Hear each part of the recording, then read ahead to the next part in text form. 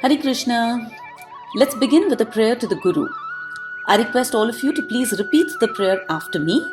I will also give a brief meaning as we recite them. Okay? So we'll start with Guru Pranam. Om Adnyan Timirandhasya Jnananjana Shalakaya Chakshur Unmilitam Yena Tasmai Shri Gurave Namaha. Now please repeat. Om Adnyana Timirandhasya. I was full of adnyan, ignorance. I was in andhakar, in complete darkness. At that point, what did my Guru do? Jnananjana Shalakaya. Jnananjana Shalakaya. He put Jnan ka anjan on my eyes. He gave me knowledge. And thus, Chakshur Unmilitam Yena. Chakshur Unmilitam Yena. He opened my chakshu. He opened my eyes. Tasmai Shri Gurave Namaha. Tasmai Shri Gurave Namaha. To that Guru, I do namaskar. I offer my respectful pranams. I do dandvat pranam. Okay? Om Adnyan Timirandhasya Jnananjana Shalakaya Chakshur Unmilitam Yena Tasmai Shri Gurave Namaha. Hare Krishna, Hare Krishna, Krishna Krishna, Hare Hare, Hare Rama, Hare Rama, Rama Rama, Hare Hare. Hare Krishna, thank you for joining. My name is Varsha Shinde and I welcome you back to this Bhagavad Gita study group. Please repeat. Om Namo Bhagavate Vasudevaya. Alright, let's do a quick recap. In the first chapter, right, we started with Duryodhan Gita, where Duryodhan is talking to his seniors and he's telling them about the strength of his own army, right? So he mentions that the Pandav army does not have many great people. So essentially what he's trying to say is he's trying to build the confidence of his army. He's trying to encourage his own army like a very smart politician, right? Duryodhan is no doubt a very smart warrior. Alright. Then after that, we heard Arjun Gita. Arjun started off with a lot of confidence. He says, Krishna, take the chariot to the middle of the battlefield. But once he went there, oh my God, who did he see on the battlefield? He sees his friends, his relatives, he sees his dear Guru Dronacharya and his most adorable grandfather Bhishma Pitamaha. He was expecting to see his Dushman, but he saw only near and dear ones. And when that happened, Arjun lost all enthusiasm to fight the battle. He does not want to kill these people, so he starts making several excuses to leave the battlefield. And through all of this, what was Krishna's role? Krishna was in the role of Arjun's Sarathi, Arjun's chariot driver. So he patiently listened to everything that Arjun had to say. Arjun kept making excuses after excuses, and then Arjun himself realized that I am not able to find any solution to my problem. At that point, he did what he thought was the best thing to do. He turned to his closest friend, his wisest mentor, and he said, Ki Bhai Krishna, enough of friendly talks. Now, please just be my Guru and tell me definitely what exactly I need to do. Okay, so there was that beautiful verse that we studied. I will repeat it. See if you've learned at least a few words there. Okay, Karpanya dosho pahatas svabhavaha Prichhami tvam dharma sammudha chetaha Yat shreyasyan bruhi tanme Shishyasteham shadhimam tvam prapannam. Karpanya dosh has taken away, has kidnapped my normal svabhav. Normally my svabhav is like a Brahman, like a Kshatriya, very knowledgeable, but right now I'm behaving like a miser. I have knowledge and I'm not able to use that knowledge. So, Prichhami tvam, I am asking you, dharma, what is my dharma at this particular point? Why am I asking you? Because samudha chetaha, my chetana, my knowledge, my consciousness has become mudha, right? It's become foolish. It's not helping me. It's not guiding me. So Krishna, yat shreyasyan, what is shreyas for me? Nishchitam, definitely bruhitan me. Please tell me. Please tell me what is the best thing for me to do, because shishyaste aham. From now on, I am your shishya, your student. Shadhimam tvam prapannam. I am now surrendering myself to you. Alright? Okay. So now Arjun has surrendered to Krishna and become Krishna's disciple. Don't forget that Krishna and Arjun are very dear friends and they're cousins. When you're friend of the Lord, that relationship is called Sakhyaras, relationship in which you are a Sakha, a friend of the Lord. And now Arjun has accepted Krishna as his Guru, right? And he's used this beautiful word, Shreyas. Yat Shreyasyan, what is best for me? Very beautiful concept. All the efforts that we do, all the activities that we do in our regular life, they fall under two categories, Preyas and Shreyas. Okay? Preyas and Shreyas. Everything that we work hard for and enjoy in this world, right, is Preyas. Things that bring us prosperity, pleasure, power, fame, glory, right? Like a lot of money, great education, fancy cars, a huge house, foreign travels, loads of clothes, gold, diamonds, right?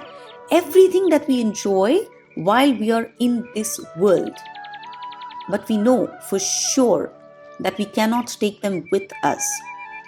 All of that is preyas. Okay, do you agree with me that we cannot take them with us? Yeah. In fact, there is a Sanskrit Shubhashit. Okay, it tells us how we have to leave everything behind when we die.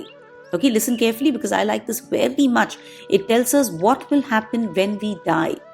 It says, Dhanani bhumo, pashuvo hi goshte, nari grihadware, sakha shamshane, dehas chitayam, parloka marge, dharmanugo gachanti jiva ekah. Very nice. In the olden times, where did people bury their treasure? Under the ground. So, dhanani bhumo, all the wealth that I have heard is going to just stay hidden in the ground. In our case, the wealth that we've earned will stay in our bank, it will stay in the locker, right? Pashuvo hi goshte, animals will stay in the barns, they will stay in the sheds. So in our cases, our cars, our fancy cars will stay in the garage, right? So dhanani bhumo, pashuvo hi goshte, nari grihadware, right? My wife will be able to come till the door of the house. My spouse will be able to come till the door of the house. Sakha shamshane, friends will come till smashan bhumi, right? Shamshan tak aayenge, they will come till the cremation ground. Deha chitayam, my own deha, my own body, right? It will be mine only till the chitta, till the pyre, right? The funeral pyre, jahan pe usko aag de denge. So parlok marge, when I am going to that parlok, to that other world, right? My dhan can't accompany me, my animals, my cars cannot come with me, my spouse cannot come with me, my friends can't come with me, my own body will not come with me. The only thing that will go ahead with me, dharmanugo gachanti jiva ekah. There is only one thing that will go ahead with me, and that is dharma. My dharma or the adharma that I have done, that is the only thing that will go ahead with me. Amazing, right? Think about it. And that's why I actually like the 7th verse so much. This verse has so many wonderful concepts to ponder about, right? So first it clarifies what is prayers? All the dhan we collected, all the pashuvo we collected, all that we did for husband, wife, family, friends, right? Nari, Sakha. Even everything that we do for this body, for this deha, we leave it all behind. So all that is prayas. On the other hand, what is Shreyas? Shreyas is all the good that we do, which serves our higher purpose. That which gives us pious credits, punya, that which will continue to elevate us even after we give up this body, right? That which will take us closer to our final destination. Shreyas is that which will take us back home, back to our Father in heaven, back to God. So Arjuna is saying, please don't tell me to just fight so I can win a kingdom. That I don't really care about. Please tell me what is best for me. Yat shreyasyan nishchitam bruhi tanme. Please tell me definitely what is shreyas for me. So Krishna, Shishyasteham shadhimam tvam prapannam. I am now your disciple. You are my guru. Now I am completely surrendered to you. So please tell me what my dharma is. Okay, many people ask, what is dharma? A very simple way to understand.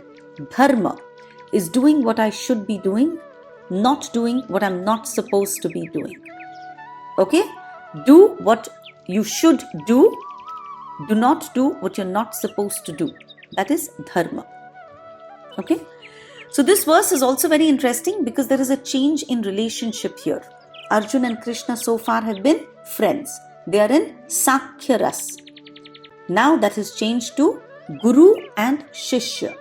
And so Krishna smiles. Now that Krishna has taken on the responsibility of Arjuna making the right decisions, Krishna is thinking ki bhai, first though I have to explain to this guy what the problem is. Right now, when we go to a doctor, the doctor has to first diagnose our problem. Right? He has to identify the root cause of the problem, and only when he finds the cause can he start the treatment. Right? So here is where Krishna begins explaining Sankhya Yoga. The title of this second chapter is Sankhya Yoga. So what is Sankhya? Sankhya is the study, the analytical study. Matlab analysis karke study karo. Okay, it is the logical study of matter and spirit. Sankhya means something that I can analyze, something that I can logically and systematically understand. Sankhya Yoga helps us to understand on an intellectual level. What is spirit? What is matter? Right? What is this ātman and what is this body? So the goal of Sankhya Yoga is for us to realize the difference between the soul and the body. So the very first understanding that we need on our spiritual journey, the first understanding is, I am not the body, I am spirit soul. Okay, so body is called deha, body is matter, body is prakruti, but soul is called ātma, it's called purush, it's called jiva. It's also called dehi. Deha is the body, dehi is the soul. Okay? So now pay good attention because we're going to begin this analysis. Once Prabhupada, the founder Acharya of ISKCON, he went to a school in America. He was invited to speak about body and soul to 10-year-old kids, American kids. So how do you introduce this concept to them? Prabhupada, being Prabhupada, he called one of the little boys and pointing to his arm, he said, "What is this?" The boy said, "My arm." Prabhupada pointed to his leg and said, "What is this?" The boy said, "My leg." Then he pointed to his shoulder and asked, "What is this?" The boy replied, "My shoulder." He pointed to his eyes and asked, "What is this?" The boy replied, "My eyes." Pointed to the nose, the boy said, "My nose." Pointed to the ears, the boy said, "My ears." And then Prabhupada pointed to his body and asked, "What is this?" The boy said, "My body." Then who is this my? When you say my body, the my and the body are separate. My watch means this watch belongs to me. My body means this body belongs to me. My hand, this hand belongs to me. My head means this head belongs to me. So who is this me? This body belongs to whom? It means that this I is separate from the body, correct? This body belongs to me. This me is separate. This me is the ātman, the soul. Does that make sense? So I am not this body, I am the soul. We all know this. We have a very intuitional feeling about this. That is why we say my body, my hand, my eyes. But in the day-to-day course of our lives, we tend to forget. And then what happens? We start to strongly identify with the body. It is like this. If I have a car, over a period of time, I tend to get so attached to my car, कि let's say one day I'm late for work, right? And someone asks me कि यार क्या हुआ? And I say यार आज है ना मेरा टायर पंक्चर हो गया. Why are you late for work? And I say मेरा टायर पंक्चर हो गया. My tire got punctured. You see, my identification with the car is so great that I say my tire got punctured. So what has happened? I'm not the car. I'm only the driver of the car. But I've started identifying so much with the car that I said my tire.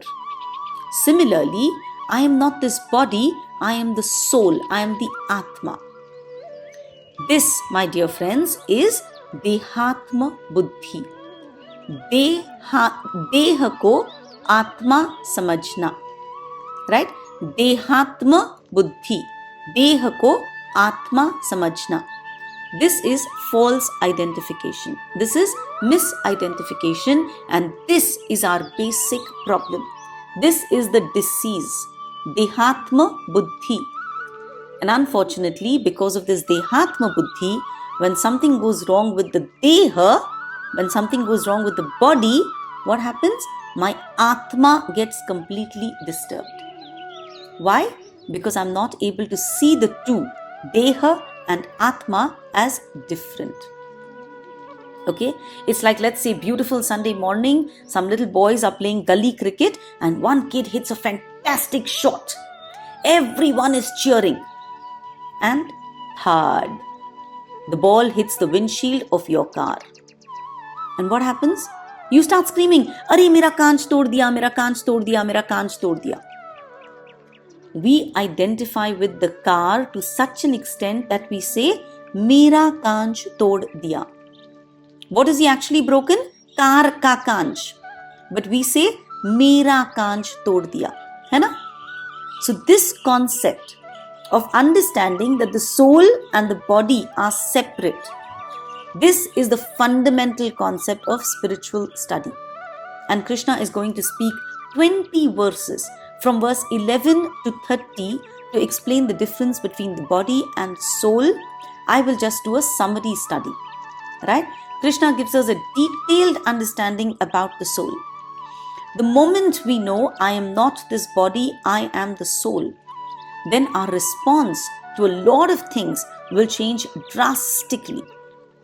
In our current life, when someone says, "Yeah, Varsha, you look so pretty," hey, I feel so happy. Hai na? If someone says, "Varsha, yaar, you're so fat," oh my God, I get all sad and teary and upset and angry. When someone says, "Varsha, you're so intelligent, what would we do without you?" Wah, wah, wah. I experience so much maan, so much respect. But if someone says, "You're so foolish, gadhe ho tum," apman, right? I experience disrespect. So all these dualities, happiness, sadness, right? Respect, disrespect. So sukha, dukkha, man, apman. This is the root cause of all my suffering. But the moment I understand that I am not this body, I am the soul, then I have nothing to do with the good or the bad. If someone calls me pretty or if someone calls me fat, it doesn't matter. Because they are addressing the body, right? So that sukh or dukh does not apply to my soul. Whatever they're calling the body, and I am not the body. So I can be equipoised, I become aloof, I can be undisturbed. है ना? This knowledge is Atma Tattva, Atma Jnana, knowledge of the Atma, understanding of who am I, the knowledge of the self. In the first 10 verses of this chapter, we saw Arjuna surrendered to a guru, and the role of the guru is to give us Atma Tattva. If we want to find the right answers to the questions in our life, then we need to surrender to a guru. Now, please don't be very disappointed ki, oh, I don't have a guru, I haven't got Diksha. No, hold on. Please note that there are 4 kinds of gurus. The first one is Patha Pradarshak Guru. Somebody who shows me the path, somebody who shows me the path to spirituality. कि भाई इधर चला जा, इधर है ना तुमको कुछ ना कुछ समझ में आएगा. So the person who shows me the path, someone who led you to this podcast, right, is your Patha Pradakshak Guru. Simple. Somebody who simply points the way. Doesn't have to walk the way with you, but says, ye sun le, yahan chala ja. Right? So that is Patha Pradakshak Guru. Next, Shiksha Guru. Anybody who teaches us is our Shiksha Guru. So we could have a maths guru, dance guru, karate guru, right? Anybody who gives us knowledge. Doesn't matter if it's basic knowledge or advanced knowledge. But anybody who gives us knowledge depending on our level, right, is our Shiksha Guru. So of course we can have many Shiksha Gurus, right? We should try and learn from as many Gurus as we can. So first Patha Pradaksha Guru, then Shiksha Guru, after that Diksha Guru, right? Diksha Guru, somebody who initiates us. That person, that Guru is of paramount importance because he promises to take us back to God, provided we follow his instructions. Right? And this is where we have to really think. We have to be thorough before we make a commitment. We have to be 100% convinced that this is the person whose instructions I will follow to the T. Right? Whatever he tells me, I will do, and he in return will promise to take on all my karma, provided I follow him to the T. No excuses whatsoever. That is Diksha Guru. And then, best of all, we all have our own personal Guru right inside of us. The Chaitya Guru, the beautiful Paramatma sitting in our heart. The Lord is so kind that whether we care to listen or not listen, he is sitting there inside our hearts. Right? If only we tune in, if we listen in every single situation of our life, he will tell us right from wrong. So please remember, as a real seeker, we can learn lessons of spirituality from everyone. From Patha Pradakshak Guru, from Shiksha Guru, from Diksha Guru, and from Chaitya Guru. Right? The relationship between a Guru and a Shishya is that of the enlightened and the ignorant. Right? So the Guru has taken the position of the teacher. Here we've seen Krishna has now taken the position of a teacher. And what did he do? He first scolded Arjuna. Now let's look at verse number 11. Please repeat after me. Shri Bhagavan Uvacha Ashochan Anvashocastvam Pradnyavadascha Bhashase Gatasun Gatasuscha Nanushocanti Panditaha.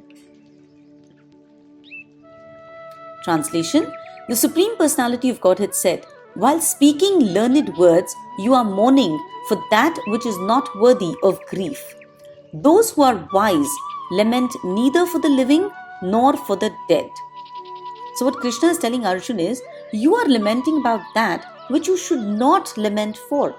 This body is not worth crying over.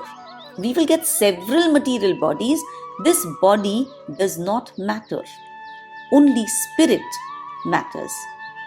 So a truly learned person does not cry about the living or about the dead. So Arjun, don't be a fool. Remember, Arjun's first reason for not fighting was compassion. People will die. Here Krishna thrashes that argument. He says, don't get compassionate for the body. Right? A very important thing to note is that as soon as Arjun accepted Krishna as his guru, Krishna scolded him. This is very important because a guru speaks words of wisdom and he has to remove your ignorance. Unless you are surrendered, till the point that you surrender, till that point, you will keep ranting and the guru will not offer any advice. But once you surrender, once you say, I am your disciple, then your well-being is now the guru's responsibility. And so the guru at that point does whatever it takes to lead the disciple to the right direction. And when the guru scolds, the disciple does not get angry. The disciple does not leave. The disciple stays. Because at this point, the disciple has full faith that whatever my guru is telling me is for my own benefit. Okay? So this is the kind of faith that the disciple has. Arjun is called a fool. Krishna says, Gadheo tum Arjun. Arjun dear, though you're feeling that you're speaking words of wisdom, you're actually behaving like a fool. No possible reason justifies crying. The Pandits, those who are wise, those who know the difference between the body and the soul, they never sit crying. Not for the living, not for the dead. The grief that you are feeling in killing your enemies, in killing your relatives, is all illusory. Please understand, Arjun, you are not this body. So see, this body of ours, it is made up of everything material. Earth, water, fire, air, ether. Right? We all know this. The body is made up of Bhumir, Apo, Nalo, Vayu, Kham. Earth, water, fire, air and ether. All of this is matter. And that is why our body is called material. Our soul, on the other hand, is spiritual. Please understand this. The body will keep changing. But the ātma, the soul does not undergo any change. The soul, the ātma, is never born, it never dies, it is everlasting. When the ātma takes on a particular body, we call that birth. When the ātma takes a particular body, right, that is birth. And when the ātma leaves that body, right, ab time ho gaya, the ātma leaves the body, that is called death. Only the body changes with time. The body is continuously changing, right? The current body that we have, it's very different from our childhood body. But the Atma has not changed. The Atma had a childhood body, a youth body, an old age body, right? In the same lifetime. And then after the death of this body, the Atma will just take on another body. Okay? Let's look at this beautiful verse number 13. Please repeat. Dehinosmin yatha dehe Kaumaram yauvanam jara Tatha dehantara praptir Dhiras tatra na muhyati. Okay? Dehinosmin yatha dehe.